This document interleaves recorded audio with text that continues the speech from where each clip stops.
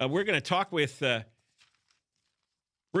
Steve Hilton now. He's a Republican running to be governor of California, doing very well in the polls here in the early going. And Steve Hilton did a visit to South LA. New York Times did an extensive story on it a few weeks back.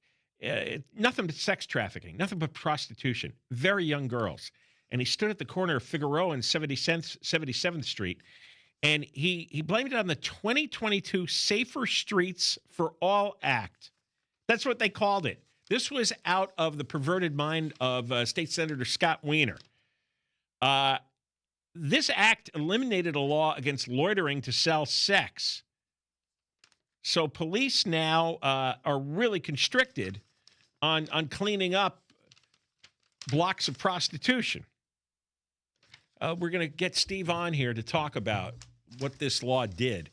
And it's nothing but terrible things. Steve, how are you? I'm great. It's great to be with you. I mean, this was truly one of those shocking things I've ever seen. And I'd read about it, and I've been talking to people who are working on this issue for years. But to go there and see it, I mean, it's a stretch of Figueroa. It's about 50 blocks. It's known as the Blade, like miles long. And you drive along. We were there Friday night, week ago, around midnight, for hours. And it's just everywhere you look, out in the open. You hear that term child sex trafficking, and you just think of maybe dingy basements and some, hidden place. No, it's on the street, on the main road. You're just driving past. I saw with my own eyes a guy in a car, these sick people picking up these young girls. There was an older girl negotiating through the window with this guy for a young girl that was right there next to her. She couldn't have been more than about eight or 9 years old. Really? It's just the unspeakable evil just going on right there. And this is normal. I was with a nonprofit that rescues girls and, pastors and former military guys, and they've been doing it for many, many years. And they tell me that the typical age of the girls that they rescue, 12 to 14.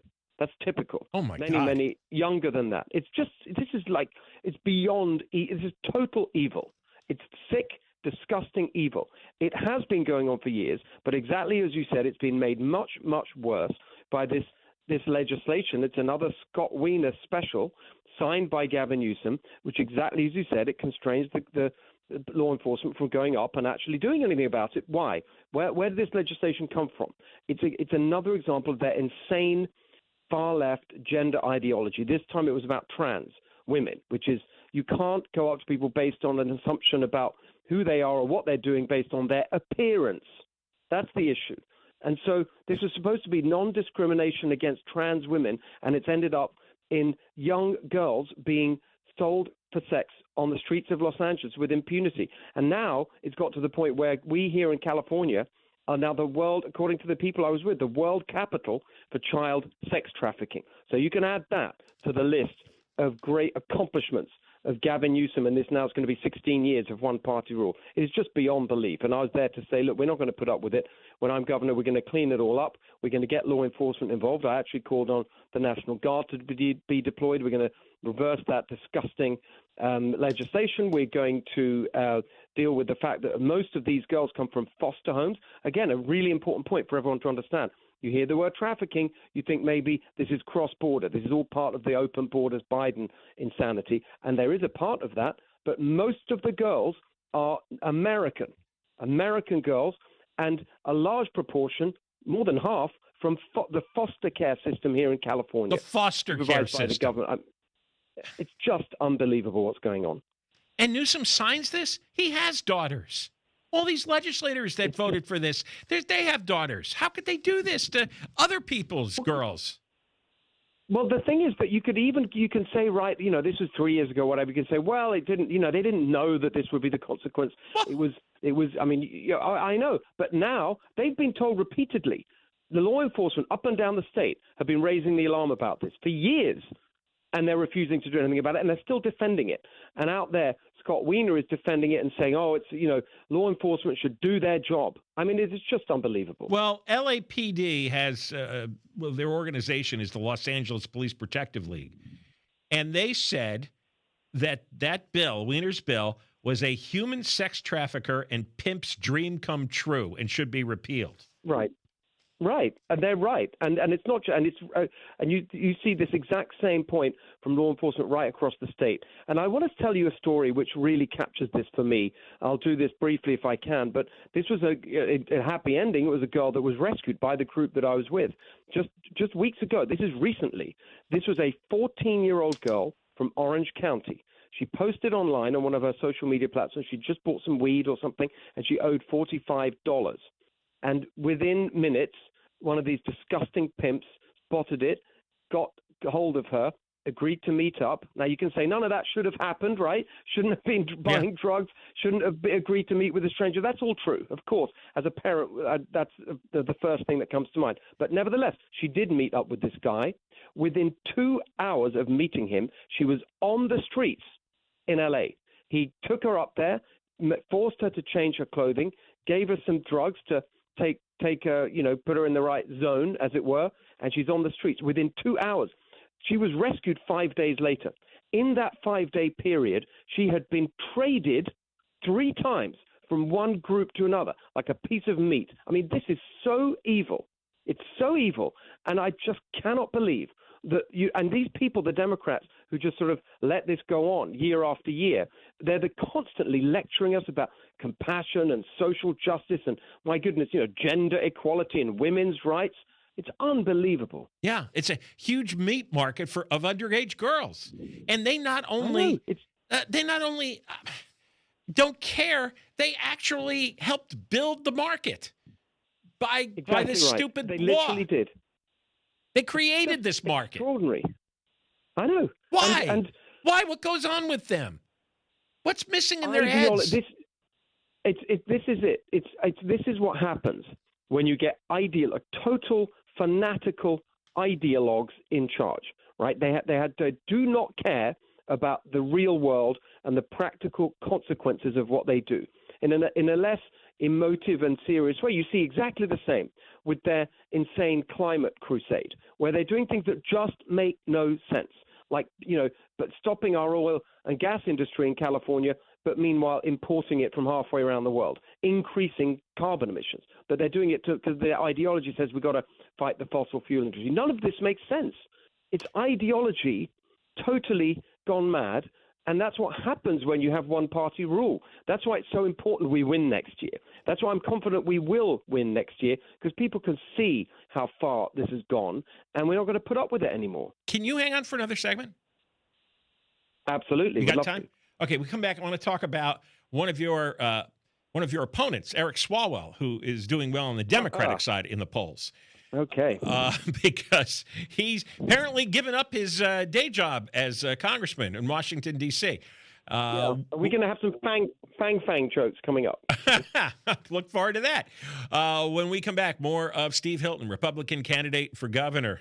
Listen to the guy. Life would be better under him.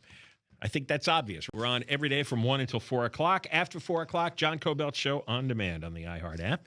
You could hear what you missed. We continue with Steve Hilton, one of the top candidates running for governor as a Republican here in California. Another top candidate on the Democratic side is Congressman Eric Swalwell, quite anti-Trump over the years, involved in the impeachment. And it turns out, New York Post has a story today that he doesn't show up to vote very often. In fact, he misses more votes than almost any other congressman except for one. And he's missed 95 votes out of 342. He's missed more votes than a guy named Raul Grijalva, a Democrat from Arizona, who missed 69 votes, but he died in March. So he's got an excuse. Just unbelievable. Yeah. Now, the days he's missed some votes, there's photos of him. Well, he was appearing on Jimmy Kimmel Live, missed 2 votes on November 20th. And then, let's see, another example, he missed 2 days of votes in February. There's photos of him attending the L.A. premiere of the HBO show White Lotus. He's one of your opponents, and he's doing well on the Democrat side.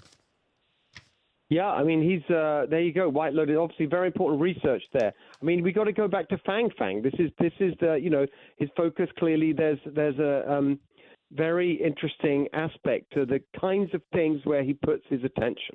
Let's leave it at that. And the Chinese spy. What is the Chinese spy? It's just the name is Fang Fang. Unbelievable. Yeah, was anyway, working in his office. It's just too much. The thing that this tells you is that he's just not a serious person. He's a social media phenomenon, and that, like these Democrats now, you got AOC and all these people who think they're. I mean, obviously he's in the sort of minor league compared to her, but this is what they're all about. Just like Newsom, actually, they think that now the job of being in office is to troll President Trump on social media. They literally think that's their job. Look at how Newsom's now spending our taxpayer money on this website. That's just a sort of Trump trolling website. It's got no purpose. It's got no benefit to anyone in California. You look at Eric Swalwell. That's what's he's putting out all these videos, and he did those videos like cringe videos in the gym and whatever, trolling Trump. It's not serious. And we have really serious problems in California. You need people who understand policy, who've got experience in government and experience in an executive role like I have in business as well as in government, so you can actually get things done. You've got that business mindset, especially when you get these legislators who just literally they think that doing something is the same as saying something, putting out a press release, putting out a post on Instagram or whatever.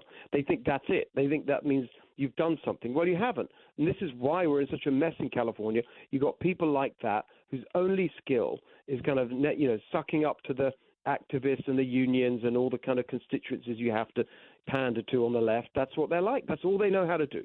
So this guy would be a disaster, just like any other Democrat. I can't see a single Democrat there that really you could say represents the kind of serious change we need in California. Why did they want to help people? That's what I don't understand. I mean, he's hobnobbing in Hollywood, hobnobbing with Chinese spies. He's not voting anymore in Washington, D.C. He's putting out all kinds of nonsense about Trump, taking money. He's got $15,000 he got from Sean Penn, $10,000 from Robert De Niro, money from Kathy Griffin, money from reality show producers. What is he doing? This state's in ruins, and you can see it with your own eyes. It's in ruins.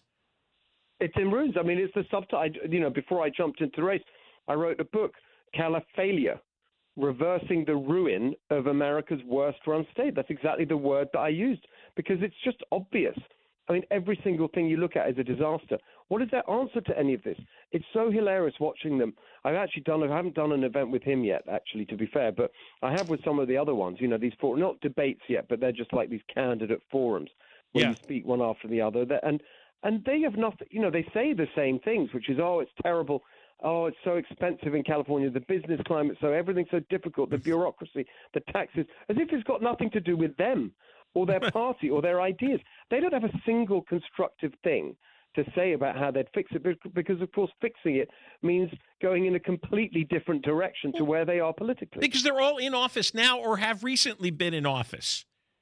And they look around and they tell you what you can see with your own eyes. You don't even have to pay attention to the news as a voter, as a resident. You just go outside, and it's like you took that drive on Figueroa and you saw 3.5 miles worth of little girls being sold into sex slavery. Yes, just go and fill your car up with gas.